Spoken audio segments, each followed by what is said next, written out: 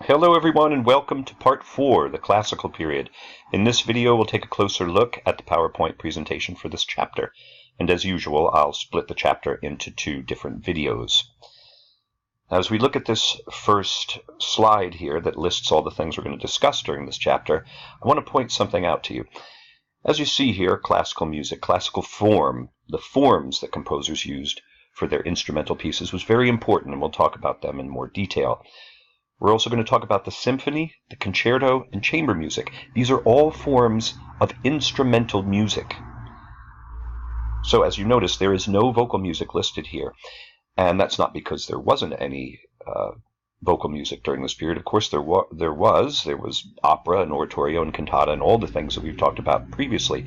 But for the first time in musical history, in all the periods of music that we've talked about already, for the first time, instrumental music has surpassed vocal music as being the focal point for classical composers. Now, as I said, of course, there was opera, and we're going to talk about Mozart's opera, for example, but for the most part, we're going to focus on instrumental music.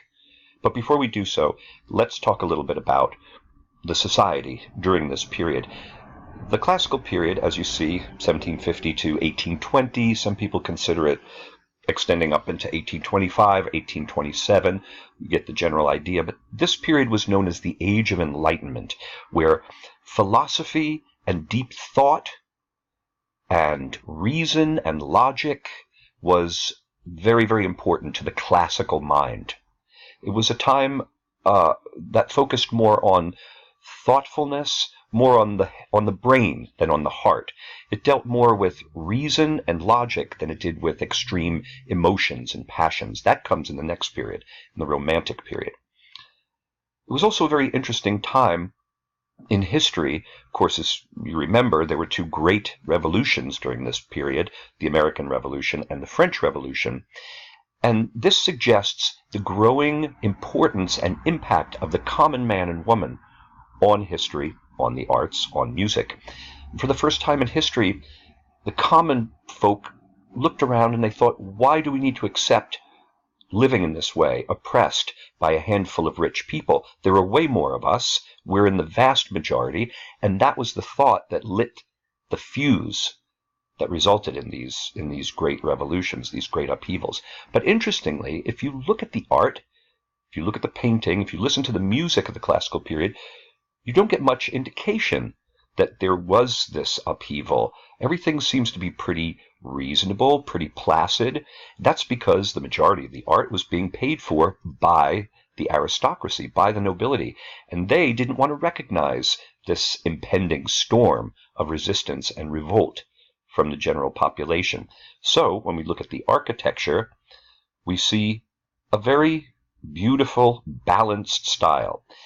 As I said earlier, balance, reason, and logic was very, very important to the classical mind. So as we look at our Capitol building here, great example of classical architecture, we actually sometimes refer to it as neoclassical because, of course, when you speak about the classical period, quote unquote, really you're talking about ancient Greece, which we're not talking about here.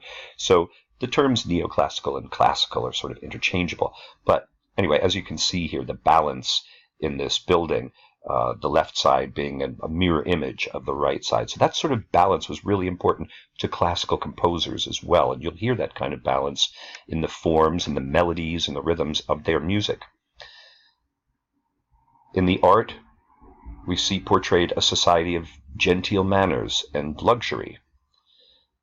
And also, just like in the Baroque period, images of gods and goddesses to try and elevate the viewer to aspire to be a better human being. So now let's talk about classical music. As I just told you, Age of Enlightenment, where philosophy and reason took hold. Composers increasingly break from the patronage system to seek their fortune as freelance musicians. And in the next video, we'll talk about the 3 great composers, Haydn, Mozart, and Beethoven. And we'll trace how the role of the composer in society changed greatly from the beginning of the classical period with Haydn to the end with Beethoven. Also, music made in the home became increasingly important. The growing middle class, the merchant class, with more money to spend, started to have an influence on music. The ticket-buying public, who went to operas and concerts and symphonies, etc., they started to influence the way composers wrote music and to whom they were writing the music, who they were writing the music for. The third bullet point, the form of their music, became really important to classical composers. As I said, it was all about reason and logic, philosophy. It was all a time that was focused on thought versus on emotion. And as I said earlier, instrumental music surpassed vocal music for the first time.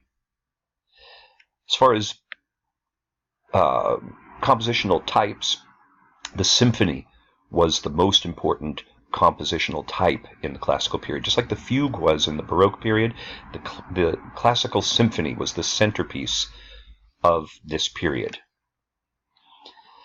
Read through this slide here. It just basically talks about the pre-classical style. Interestingly, two of Bach's sons, Carl Philipp Emanuel and Johann Christian Bach, were early contributors to this sort of bridge style between the Baroque and the classical style. These two boys completely rejected the work of their dad. They thought it was too busy, too complex, and they tried to develop a more simplistic style. That was known as the Galant style, or the style galant in French, and it's essentially a bridge style between the Baroque and the classical period. Now, these next 4 slides are going to be very important, and I want you to focus on these. As I said, reason, logic, theory, these are all important things. So the way composers wrote their pieces was very important to them.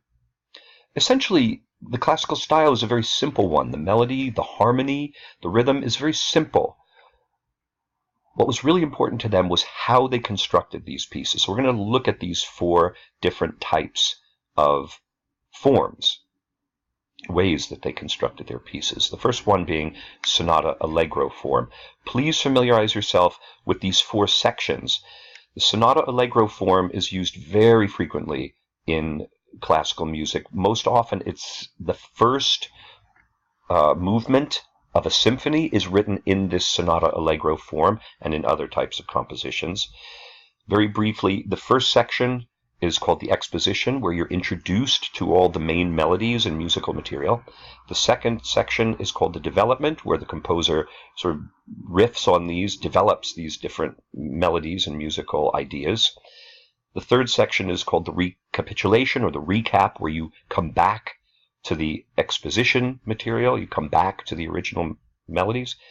And then the final section is called the coda, or the tail in Italian, which is essentially just the big finale. Bum, bum, bum, bum, bum, bum, bum, right? We've all heard that at the end of a symphony.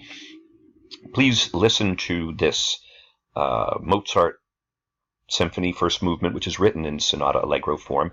It'll give you a good idea of how that all works. So that's our first type of form that classical composers would use. The next one is called theme and variations. And this is actually the most simple of all of them. All it is basically stating a melody and then stating it over and over and over again. But with each new statement, you slightly change the melody. You present it in a different way, maybe in a different tempo, or a different instrument is playing it, but it's all essentially the same instrument. So I've got 2 examples here. Mozart, Twinkle Twinkle Little Star variation, which is actually a French folk song.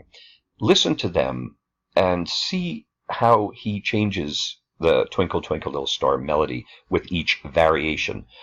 So as you can see in this second green bullet point, the way we indicate, the way we actually notate theme and variations is just by saying A, which is the main melody, and then it's followed by A1, which is just a variation on A, and then A2, A3, etc., however many variations the composer writes. So that's theme and variations. That's the second of your classical compositional forms.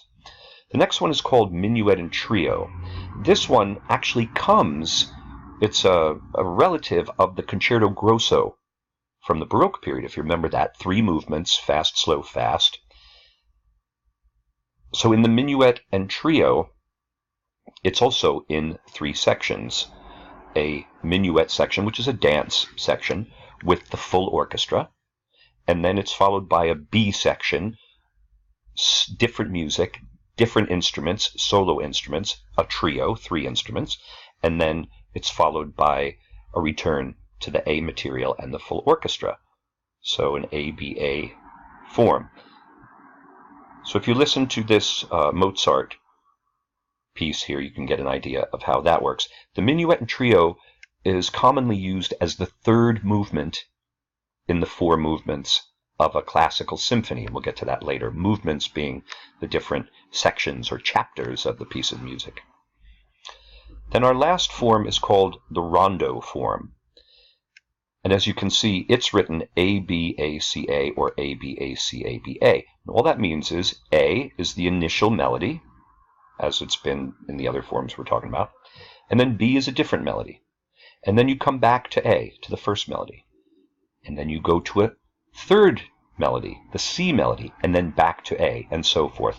So it's called a rondo, or round, because you keep coming back around to the A melody. So this one is also a very often used form in classical music, and you can hear an example of that in this Beethoven String Quartet. Okay, so those are your 4 types of compositional forms. Now, as I said earlier, the classical symphony is by far the most important type of composition in the classical period. It is the centerpiece of all musical composition in the classical period. It is a much larger piece with a much larger orchestra than the Baroque period had. Baroque period orchestra, quote unquote, was basically 24, 25 strings and maybe 1 horn and 1 sort of other instrument. But it was primarily a string instrument, a string orchestra, the Baroque orchestra. And now, in the classical symphony, you have the orchestras ranging up to 60 players. The symphony lasts probably around 40-45 minutes, which is much longer than anything that was going on in the Baroque period. As you can see here, the 4 movements followed this pattern, the 4 sections of the symphony. A dramatic, fast opening. The 2nd movement is typically lyrical and slow. The 3rd movement is a dance-like movement, usually in minuet and trio form, as I said earlier.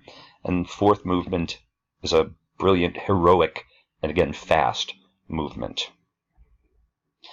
The thing that unifies the symphony is that it's all written in the same key. Now, the keys change, they migrate, but if the symphony is in D minor, we're going to start in D minor, we're going to end in the key of D minor.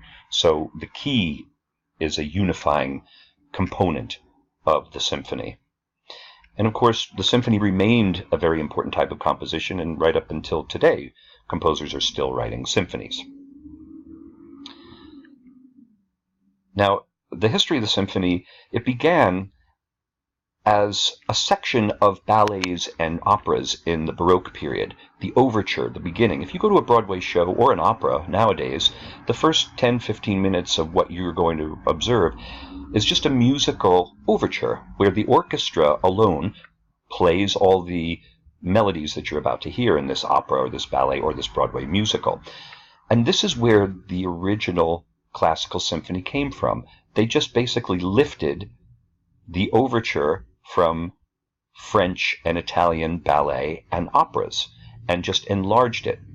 One of the places that the symphony was developed was a German city named Mannheim by a gentleman named Johann Stamitz.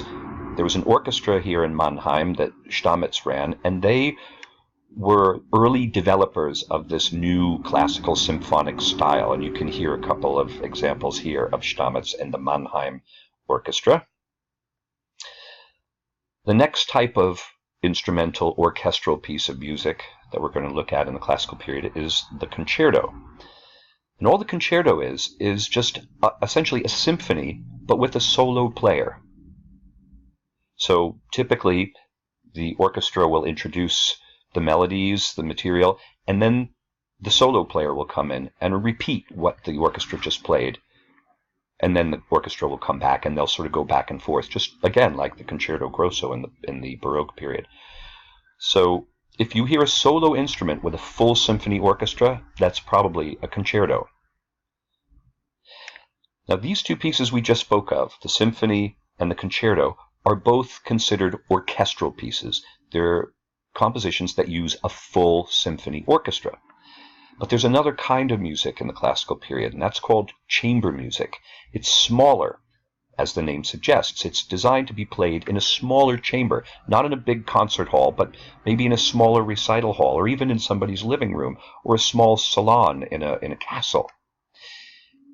The other things that make chamber music and orchestral music different is that in orchestral music, you have many players on one part. So you might have 6 basses all playing the bass part, or 3 clarinets that are all playing the clarinet part.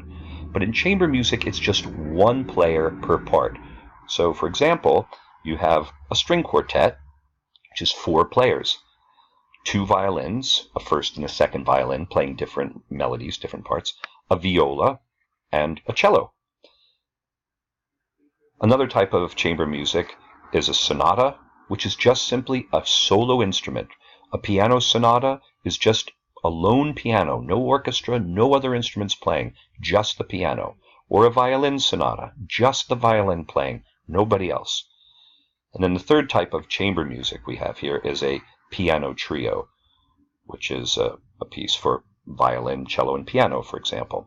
And you can listen to an example here of a Haydn string quartet, which is probably the most common and popular type of chamber music composition in the classical period. Beethoven wrote a lot of them, and Haydn wrote a lot of them.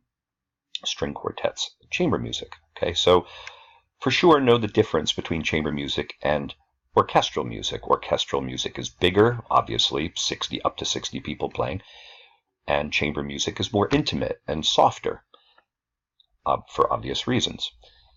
So, as far as instrumental music of the classical period, we have the symphony and the concerto, which are the 2 orchestral types, and then we have string quartet, sonata, and piano trio are the chamber music types. Okay. Now I'm going to stop it there. I'm going to start the next video, and we're going to focus on the 3 great composers of the classical period: Haydn, Mozart, and Beethoven. I'll see you in a second.